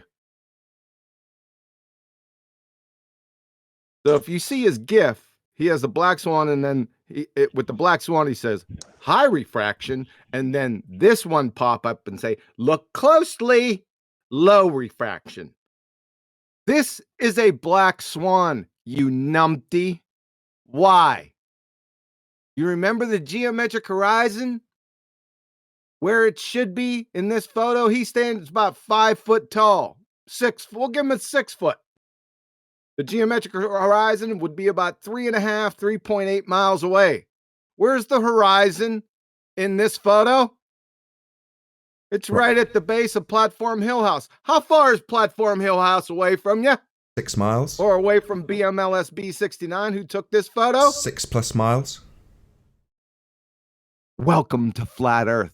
I don't care what that second platform in the back is doing. It can be doing cartwheels. It could have refracted Superman, Chinese Supermans on hobbled unicorns. I don't really care. The argument, after 1,565 times, you need to understand what the argument is. The geometric horizon can be no more than 1.22 times the square root of the observer's height in feet. You get it yet, Baldy? So keep on running that GIF, you numpty. Love it. Thanks. Yeah, they still don't get the no more than. And even if they do on a slight level appreciate it, they immediately relinquish their religion by saying, well, it's not geometric then. Or going, duh, like AB Science, it's not geometric. And you're like, what, like the one in your model? You complete clowns. Well, in this instance, the geometric horizon needs to be at, you gave it me a minute ago, it's about 3 miles, right, if it's a 6 foot observer. 3.5, 3.8. 3.5, perfect. Well, this is double that. So this is a black swan. Oh, what's that you say? Look, there's a second, which one is it? Platform Hill House or Platform Habitat that's behind it? Platform Habitat is the furthest one away, but Platform Hill House is right where the horizon is. You can see. Yeah, so Platform Habitats, look, it's way beyond the horizon. It's like what? Way beyond the refracted horizon? Because it's not in the position that the geometric horizon, necessitated by a geometric model, should be. So at this point, you've got to justify a non-physical, non-geometric horizon like the one marked with an X labelled horizon in your model.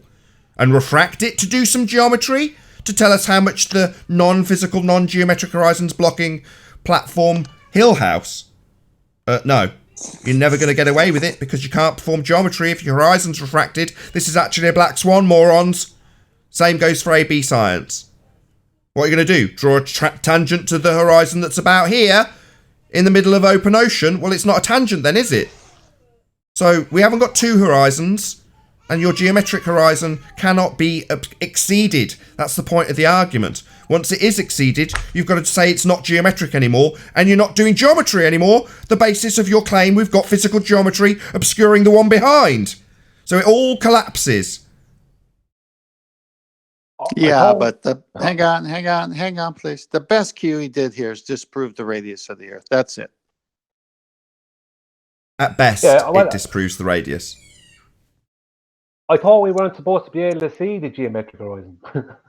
And this is supposed to be the geometric horizon. Yeah, well, they'll claim that this is the geometric horizon. You're like, what, did they suck out all the atmosphere? Did the sky vacuum suddenly start to obey the second law of thermodynamics that day? Did everyone around Platform Habitat and Platform Hill House stop breathing because we got to see the geometric horizon obscuring the one behind, even though it's not in the position it should be and cannot breach if it's a geometric horizon to obscure things? Oh, what's that? It's a refracted horizon, so we're not going to draw a tangent to the one in the near foreground we don't see that's imaginary. But you will draw an imaginary line to one in your model because we don't have it in reality, ergo your model doesn't match reality. Bye-bye globe, end of argument, even with something that you think's a white swan, because it isn't. And high and low refraction are not two of the types of refraction. They're not they're not two of the 5 types of refraction. High and low refraction are not refraction types. Oh, that roughly translates, Brian, into a higher than 7/6 R value versus a lower than 7/6 R value, which would still necessitate an R value giving them a geometric horizon to base this higher or lower than 7/6 R on. Scaled all the way up to, get this, greater than infinite over R. What R? Oh, the R that gives them a physical geometric Earth curve obstruction, formerly known as their horizon, before it became an imaginary position between us and the apparent position where the sky meets the ground. Oh, that R. The one they don't have anymore. And is that observation? I thought that was a 1 foot observation, that one. Could be. Is it more than 1 foot? It could be, but we're giving them 6 feet. Why not?